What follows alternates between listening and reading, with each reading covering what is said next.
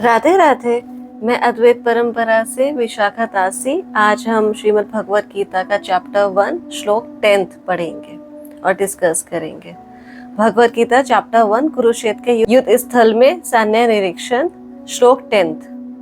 अपर्याप्तं ततास्माकं बलं भीष्माभिरीक्षितं पर्याप्तं तिवित्मेतेषां बलम भीमाभिरीक्षितम्। हमारी शक्ति अपरिमेय है और हम सब पितामह द्वारा भलीभांति संरक्षित हैं, जबकि पांडवों की शक्ति भीम द्वारा भलीभांति संरक्षित होकर भी सीमित है। तात्पर्य, यहाँ पर दुर्योधन ने तुलनात्मक शक्ति का अनुमान प्रस्तुत किया है।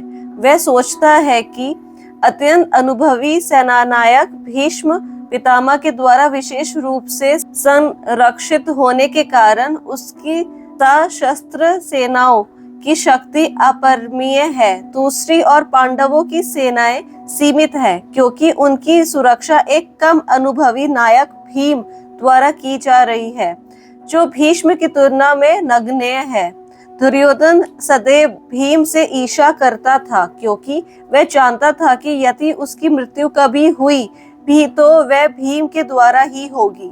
किंतु साथ ही उसे दृढ़ विश्वास था कि भीष्म की उपस्थिति में उसकी विजय निश्चित है, क्योंकि भीष्म कहीं अधिक उत्कृष्ट सेनापति है। वह युद्ध में विजयी होगा, ये उसका दृढ़ निश्चय था।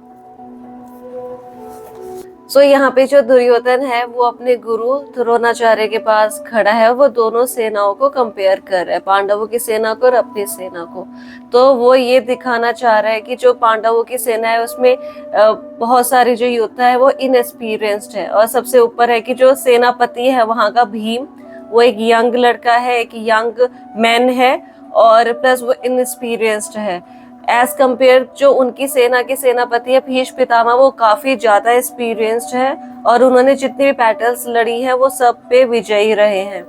तो जो दुर्योधन है वो बॉडीली कॉन्सेप्ट में है, वो शरीर के कॉन्सेप्ट में है।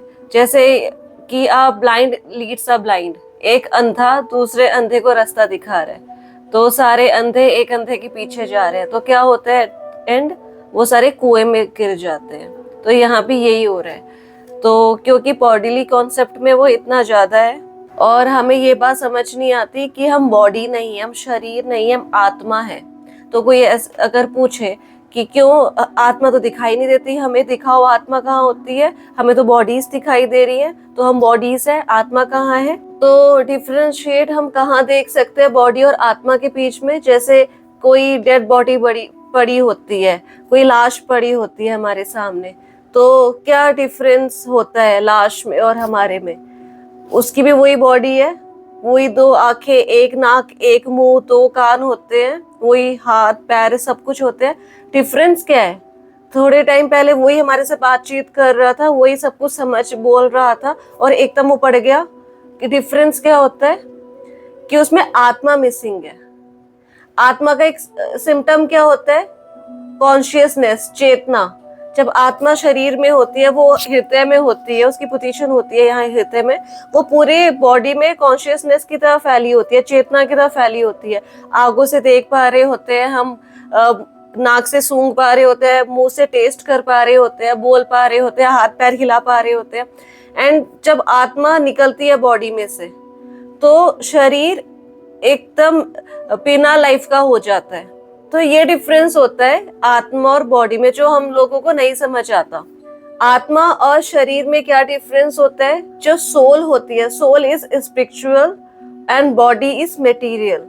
जो आत्मा है वो आध्यात्मिक है, जो शरीर है वो बौद्धिक है। तो जैसे हम एक एग्जांपल से समझते हैं, जैसे कोई हम रोड पे हैं और कोई कार जा रही है, तो हम क्या कहते हैं? अरे देखो कितनी अच्छी कार है, न्यू मॉडल है इस कार का, ये जा रही है। अरे देखो कार अब राइट मुड़ गई, अरे देखो कार अब लेफ्ट मुड़ गई, देखो कार कितनी अच्छे से चल रही है। हम ऐसे बोलते हैं। हमें बैक ऑफ द माइंड पता होता है कि कार अपने आप नहीं चल रही, कार में कोई ड्राइवर बैठा है जो उसको चला रहा है। वो ड्राइवर है जो उसको राइट मोड़ रहा है, वो ड्राइवर है जो उसको लेफ्ट पे मोड़ रहा है, अपने आप नहीं चल रही कार। तो ऐसे जो हमारा शरीर है उसमें आत्मा बैठी हुई है, और आत्मा वो कर्म करवा रही है, शरीर से आत्मा कर्म कर रही है। तो हम, ऐसा नहीं है कि हम शरीर ही हैं और शरीर के कोई आफ्टर लाइफ कुछ नहीं होता, होता है। आत्मा के शरीर के अंदर आत्मा है, और वो ही सारी एक्टिविटीज करवाती है, करती है। सारे कर्म जो भी हो रहे हैं, आत्मा उसकी रिस्पॉन्सिबिलिटी लेगी, आत्मा ही रिस्पॉन्सिबल है वो सारे कर्म के लिए। तो आत्मा का एक सिम्टम क्या है कि आत्मा कभी मरती नहीं है, सोल डजंट डाई, मगर जो बॉडी है, शरीर है, वो नश्वर है, वो खत्म हो जाता है। मगर हम फिर भी इस बॉडी से, इस शरीर से इतने अटैच रहते हैं, इतने अटैच होते हैं हम, कभी अपने कोई भी हमारी लाइफ में होता है, हम उससे कितना अटैच रहते हैं, फिर सडनली वो मर जाता है, हमें बहुत दुख होता है कि अरे ये क्या हो गया, हम बहुत रोते हैं उसके पीछे। But in a few moments, थोड़ी देर बाद हम क्या कहते हैं, बॉडी में से स्मेल आ रही है, इसको लेके जाओ और इसका दाह संस्कार करो, इसको अब लेके जाओ, बड़ी स्मेल सी आ रही है। क्यों? हम तो उस बॉडी से अटैच थे ना, हमें तो वही अच्छा लगता था। क्यों अब हमें उसमें से स्मेल आने लग गई? क्योंकि हमें नहीं पता कि हम उस बॉडी से अटैच नहीं थे, हम उस आत्मा से अटैच थे जो उस बॉडी में थी। वो आत्मा जो कर रही थी, हमारे जैसे बातें करती थी, कैसे हमारे साथ रहती थी, उसका जो नेचर था, बिहेवियर था, हमें वो अच्छा लगता था। वो आत्मा चली गई, जो उसकी बॉडी है वो अब वेस्ट हो गई, अब उस बॉडी का कोई काम धाम नहीं है, क्योंकि बॉडी तो ऑलरेडी एक डेड मैटर है, वो मरा हुआ जीव होता है ना, वो तो वैसी है। जब उसके अंदर आत्मा एंटर होती है, जब वो लाइवली हो जाती है।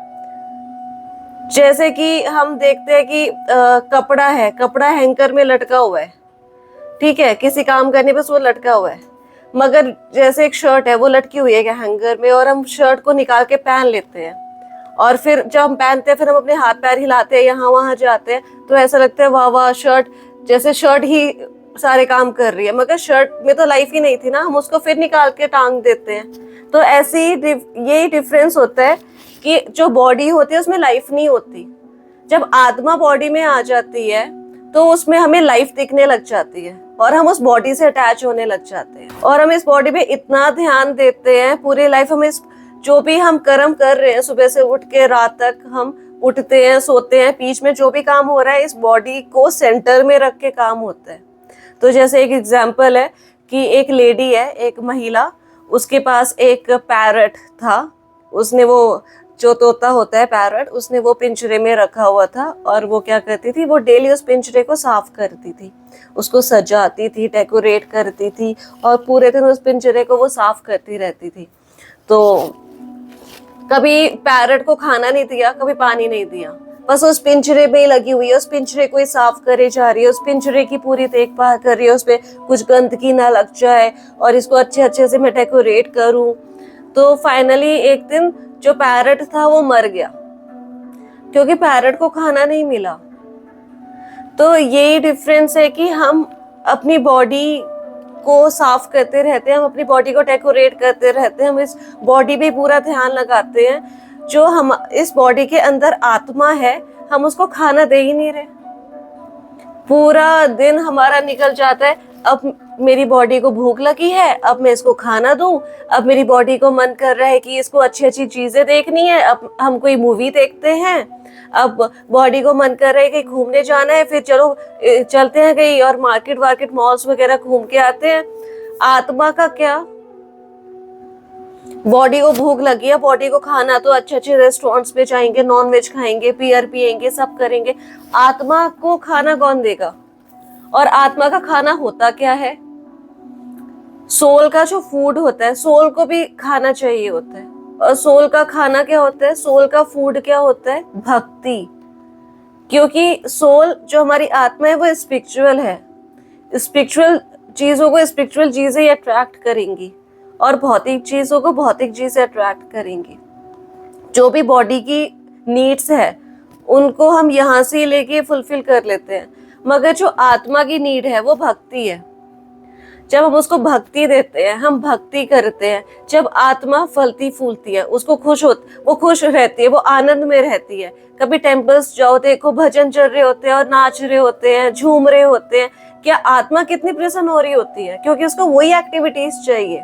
मगर हम फिर भी क्या करते हैं, हम इस बॉडी से अटैच रहते हैं। फिर one day we are finally forcefully kicked out of this body. हमें जबरदस्ती निकाला जाता है इस शरीर में से, हम कभी निकलना नहीं चाहते। कोई थोड़ी ना ही बोलेगा कि अच्छा बहुत टाइम हो गया, अब मैं यहाँ से जाना चाह रहा हूँ, अब मुझे यहाँ से इस बॉडी में से निकालो। मरने के नाम से डर लग जाता है। हम अंधेरे में नहीं जाते, हम पहाड़ पे से नीचे नहीं देखते जाता, क्योंकि हमें मरने से डर लगता है।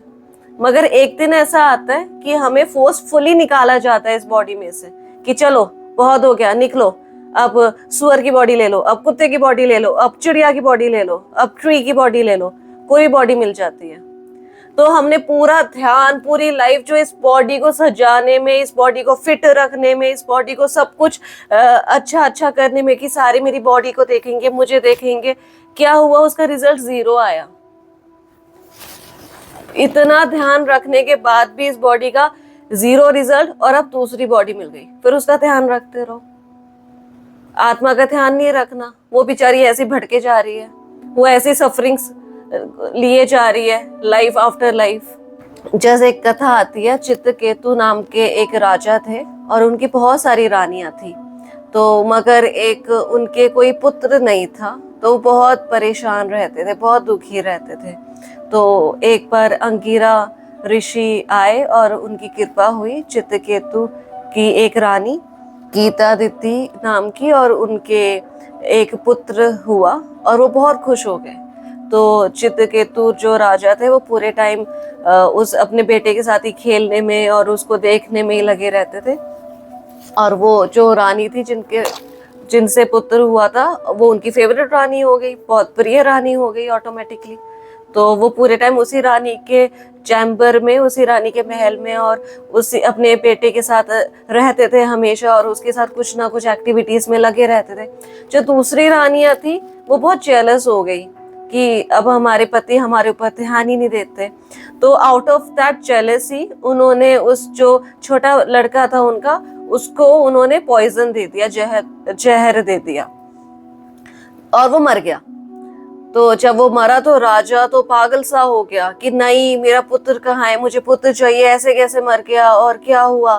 तो नारद मुनि और अंगिरा ऋषि आए, उन्होंने राजा रानी को बहुत समझाया कि ये सब अपने कर्म के हिसाब से होता है, क्या पता आपके कर्म में नहीं, आपके डेस्टिनी में नहीं हो पुत्र सुख, और ऐसे आपको नहीं लिखा हो कि आपका कोई पुत्र होगा, और अगर हो भी गया तो थोड़े टाइम के लिए रहेगा, आप ठीक है, आप समझो इन बातों को। तो उन्होंने बोला नहीं नहीं, वो जिद पकड़ ली कि नहीं, मुझे पुत्र चाहिए, मेरा पुत्र जीवित करो, ये उसकी लाश पड़ी है, मुझे नहीं पता, इसको जीवित करो, मुझे मेरा पुत्र वापस चाहिए। तो अंगिरा मुनि ने क्या करा, उसकी आत्मा कहीं भी थी वहां से पकड़ के लाए और उसके अंदर डाल दी। जो वो बच्चा लेटा हुआ था, वो उसकी आंख खुली और वो उठ के बैठ गया। तो राजा रानी बहुत खुश हुए कि हमारा बेटा जीवित हो गया। तो वो जो बच्चा था, उसने एकदम बैठ के बोला कि मैंने इतने जन्म लिए और मेरे इतने माँ बाप हुए, आप बताओ इस जन्म में मेरे माता पिता कौन है, इस जन्म के मेरे माता पिता कौन है। तो राजा रानी जो थे, उनको बड़ा आश्चर्य हुआ कि ये क्या कह रहा है। और वो जो बच्चा था, वो ये कह के फिर वो लेटा और उसने अपनी आंख बंद कर ली, मर गया। क्योंकि हर आत्मा की जर्नी होती है, उसका सफर होता है, उसको बॉडी चेंज करते रहना होता है, उसको अपने कर्म के हिसाब से बॉडी मिलती है, फिर दूसरे जन्म में जाता है, फिर बॉडी मिलती है, फिर अपने कर्म करता है, फिर उसके हिसाब से बॉडी मिलती है, फिर कर्म करता है। तो ऐसे करके उसकी जर्नी चलती रहती है अनटिल वो, जब तक वो भगवान के पास नहीं पहुंच जाता। भगवान के पास तक का उसका सफर ऐसे ही चलता रहता है। तो जो राजा रानी थे, फिर उनको समझ आया कि हम तो इस बच्चे को अपना बच्चा मान रहे थे, मगर ये तो आत्मा है। वो बच्चा तो एक रोल प्ले करने आया था हमारे पुत्र के लिए, हमारे पुत्र के का रोल प्ले कर रहा था वो हमारी लाइफ में, मगर वो तो आत्मा थी और उसके तो अपना सफर है, और वो तो अब अपना सफर के लिए निकल गया आगे, इतने से पीरियड के लिए हमारे पास आया था। तो उन दोनों को समझ आई ये बात और उन्होंने उसी टाइम राजपाट छोड़ा, अपना जंगल को निकल गए और अपनी तपस्या करी और भगवान में लीन हो गए। तो हमें भी ये सोचना चाहिए कि हमारी कितनी लाइफ्स निकल गई, हमारी कितनी लाइफ्स में कितने माँ बाप चेंज हुए, कितने पति चेंज हुए, कितने बच्चे चेंज हुए, कितने फ्रेंड्स चेंज हुए, मगर रिजल्ट हर लाइफ के बाद क्या आया? जीरो। लाइफ में इतना कुछ हासिल करा, इतना कुछ बनाया, इतना कुछ लिया, फिर उस बॉडी से निकल के दूसरी बॉडी में आया और वहां से फिर जीरो से स्टार्ट करा, फिर हमने वहां पे उस लाइफ में बहुत कुछ अचीव करा, बहुत कुछ बनाया, फिर उस बॉडी से निकल गए, फिर किसी और बॉडी में गए। तो यहाँ पे तो हर चीज जीरो पे ही आके अटक रही है। दो बॉडीज के बाद बॉडीज मिलती है, हम बॉडीज पे ध्यान लगाते रहते हैं, इसको ये अच्छा अच्छा खाने को दे, इसको ये अच्छा अच्छा मेकअप करे, इसको ये अच्छा अच्छा कपड़े पहनाए, करते रहते हैं। अपने आप पे कब ध्यान देंगे? अपने आप पे मतलब हम आत्मा है, हम शरीर नहीं है, तो हम अपने आप पे कब ध्यान देंगे? हम आत्मा को कब खाना खिलाएंगे, कब उसको फूड देंगे ताकि वो भी नरिश हो, वो भी फूले फले, वो भी खुश रहे, वो भी आनंद में रहे। हमारे पास फैमिली रिस्पॉन्सिबिलिटीज होती है, तो ऐसा नहीं होता कि उन सबको छोड़ दो और अपना सिर्फ ये तपस्या करने लग जाओ। फैमिली रिस्पॉन्सिबिलिटीज भी निभाओ, साथ के साथ आत्मा को भी फूड देते रहो। आत्मा का फूड होता है भक्ति, कथा सुनते रहो, भजन करते रहो, कीर्तन करते रहो, मंदिर जाते रहो, साधु संतों से प्रवचन सुनते रहो, कुछ पढ़ा करो, भगवत गीता, श्रीमद् भागवतम, ऐसे पुराण, चैतन्य चरितमृत, इन सबको पढ़ के कुछ ना कुछ भगवान का ध्यान लगाया करो, भगवान से बातचीत करा करो, उसमें मन लगाया करो। ये सोल का फूड होता है। और जब सोल को खाना मिलेगा, जब आत्मा को ये सब भक्ति मिलेगी, तो आनंद मिलेगा, उसमें आनंद आएगा, क्योंकि आत्मा को स्पिरिचुअल चीजें पसंद है, उसको भौतिक चीजें पसंद नहीं है, ना उसका कोई लेना देना इस मटेरियल दुनिया से। मगर क्या होता है कि आत्मा को एक बॉडी चाहिए होती है, कुछ भी एक्टिविटीज करने के लिए एक शरीर चाहिए होता है। फॉर एग्जाम्पल, जैसे कि रिवर है हमारे सामने, बहुत बड़ी रिवर है, नदी है एक, तो उसको कैसे पार करेंगे हम? हमें क्या चाहिए? एक नाव, बोट चाहिए हमें उसे पार करने के लिए। तो ऐसे ही भव सागर है और उस तरफ भगवान खड़े हैं, और इतना बड़ा विशाल भव सागर है, उसकी कोई लिमिट नहीं है। उसको पार कैसे करेंगे हम? हमें एक बॉडी चाहिए होती है, एक नाव। तो इतनी सारी योनियों में से, इतनी सारी बॉडीज में से एक मनुष्य जीवन होता है जो एक नाव की तरह रोल प्ले करता है, एक नाव की तरह हमारा एक साथी बनता है, क्योंकि सिर्फ ह्यूमन फॉर्म ऑफ लाइफ में ही हम भगवान तक पहुंच सकते हैं। तो ये सोचो, भव सागर है, भगवान यहाँ पे उस पार खड़े हैं, हमें वो बोट मिल गई, हमें नाव मिल गई इस जन्म में। अब उसको पार कैसे करें? नाव तो मिल गई, नाव में बैठ गए चलो, और भव सागर में तो है ही, हम नीचे ही जा रहे हैं, डूबे जा रहे हैं, क्योंकि हमें नाव चलानी भी नहीं आती। फिर क्या करें? खेवैया चाहिए होता है, जिसको बोटमैन कहते हैं, जिसको नाव चलानी आती है। वो उसको ये तो पता है डायरेक्शन कहाँ है, कहाँ पे जाना है, बोट को कहाँ ले जाना है, बीच में तूफान आ गया तो कैसे उस बोट को कंट्रोल में करना है। खेवैया चाहिए होता है हमें। वो कौन होता है? वो हमारे गुरु होते हैं। We need to have a guru, क्योंकि हम डायरेक्शन लेस हैं, हमें नहीं पता कहाँ जाना है। भव सागर है, सागर है, चारों दिशाओं में सागर है, आगे पीछे दाएं बाएं, कहाँ जाना है हमें नहीं पता। इतने अच्छे हम हैं नहीं, ना इतने पायस, इतने प्योर, इतने पवित्र हैं कि भगवान सामने खड़े होके हमें दिखाई देगा, इन आंखों से हमें दिखाई दे जाए कि भगवान बोले मैं यहाँ हूँ, यहाँ आ जा। भगवान हमें गुरु भेजते हैं, चाहे हमें समझ आए ना आए, वो हमारी इंटेलिजेंस है, हमें गुरु भेजते हैं। हमें गुरु अपनाने चाहिए। गुरु हमारे खेवैया होते हैं, हमारे पोर्टमैन होते हैं, वो हमें ले जाते हैं। कभी हमारी लाइफ में अप्स एंड डाउन्स आते हैं, नहीं पता चलता, भक्ति कर रहे हैं, रिजल्ट्स नहीं आ रहे, भक्ति कर रहे हैं, मन नहीं लग रहा, तो वो गुरु बताते हैं कि अब तुम्हें ये करना है, अब तुम्हें वो करना है, ऐसे करके तुम्हें भगवान मिलेंगे। तो इसलिए हमें गुरु होना हमारी लाइफ में इम्पोर्टेंट है। हमारे पास इस लाइफ में सब कुछ दे दिया भगवान ने, हमें नाव भी दे दी, खेवैया भी दे दिया, हमारे पास ग्रंथ है, स्पिरिचुअल बुक्स है हमारे पास, भगवान ने थोड़ा दिमाग भी दे दिया।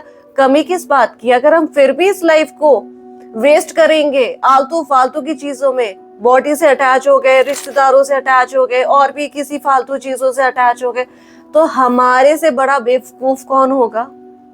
फिर इन फ्यूचर हमें कोई एनिमल लाइफ मिल गई या कोई भी कीड़े मकोड़े की लाइफ मिल गई, वी कैन नॉट क्वेश्चन भगवान की अरे एक और चांस तो ना, दे दिया ना भगवान ने चांस, और इतना अच्छा चांस दिया है, इससे बढ़िया चांस मिलेगा? फिर भगवान को लगेगा तुम हो ही बेवकूफ, फिर मैं तुम्हें चांस दूंगा, फिर तुम यही हरकतें करोगे। तो उसमें हम भगवान को ब्लेम नहीं कर सकते। जब भगवान ने हमें इतना अच्छा चांस दिया है तो हमें उसको यूटिलाइज करना चाहिए इस लाइफ में। अपने गुरु को अपनाना चाहिए, उनसे इंस्ट्रक्शंस लेनी चाहिए और समझना चाहिए भगवान को, अपने गुरु की इंस्ट्रक्शंस को, भगवान तक कैसे पहुंचे, उनको फॉलो कर, उनकी वाणी को फॉलो करना चाहिए, इंस्ट्रक्शंस को फॉलो करना चाहिए। इस लाइफ में हम पक्का भगवान तक पहुंचेंगे गुरु कृपा से। और जो हमारा ह्यूमन फॉर्म ऑफ लाइफ का गोल होता है, जो आत्मा का एक गोल होता है भगवान तक पहुंचने का, हम पक्का पहुंचेंगे।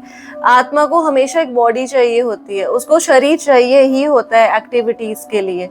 तो उसको जब हम भक्ति में परफेक्ट हो जाते हैं तो आत्मा को स्पिरिचुअल बॉडी मिलती है, आध्यात्मिक बॉडी, और उसको उस बॉडी से वो किससे मिलता है? अपने स्पिरिचुअल फादर से मिलता है।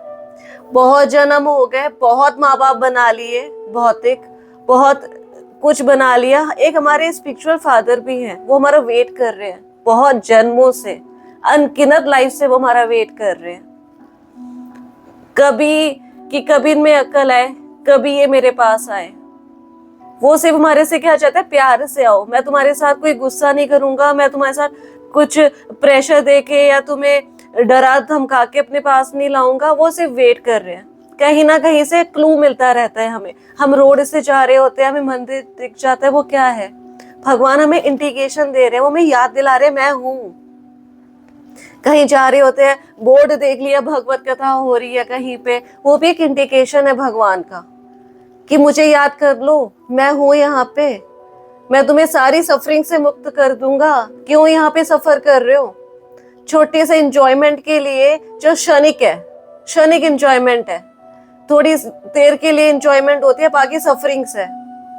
क्यों इस छोटी क्षणिक एंजॉयमेंट के लिए तुम अपने इतनी प्रीशियस लाइफ को वेस्ट कर रहे हो? कभी जा रहे होते हैं, कभी अगर हम यूट्यूब पे हम कर रहे होते हैं, देख रहे होते हैं, तो कहीं ना कहीं भगवान के भजन दिख जाते हैं, भगवान का कोई लेक्चर दिख जाता है, हटा देते हैं हम। वो भी तो एक इंडिकेशन था भगवान का। भगवान तो कितनी पेशेंटली हमारा वेट कर रहे हैं, हमारे स्पिरिचुअल फादर है, हमारे परमानेंट पिता है वो। फिर भी हम उनको छोड़ के भौतिक रिश्तों में लगे रहते हैं जो थोड़े टाइम के लिए हमारे पास है। ऐसे अनगिनत रिश्ते छोड़ के आगे, अनगिनत रिश्ते आगे मिल जाएंगे हमें। बस एक लाइफ, ये सोच लो, इतना एंजॉय कर लिया ना पिछले लाइफ में, बस ये लाइफ हम भगवान को दे देते हैं, देखते हैं फिर आगे क्या होता है। एंड फॉर श्योर हमें आनंद मिलेगा, हम आनंद का एक्सपीरियंस करेंगे। हमें सिर्फ कुछ नहीं करना, हमें सिर्फ अपने गुरु के इंस्ट्रक्शंस फॉलो करनी है, भगवान का नाम लेना है, हरे कृष्णा कृष्णा कृष्णा हरे हरे, हरे राम राम राम हरे हरे। बाकी भगवान आपको अपने रास्ते खुद ही ले आएंगे अपने पास। आज के लिए हमारा श्लोक 10 यहाँ पे ही हम पूर्ण विराम करते हैं। और आपके अगर कोई डाउट्स हैं, क्वेश्चंस हैं, क्वेरीज हैं, तो प्लीज कमेंट बॉक्स में आप पूछें, हम पूरी कोशिश करेंगे उनको सॉल्व करने के लिए। And always chant Hare Krishna. Radhe Radhe.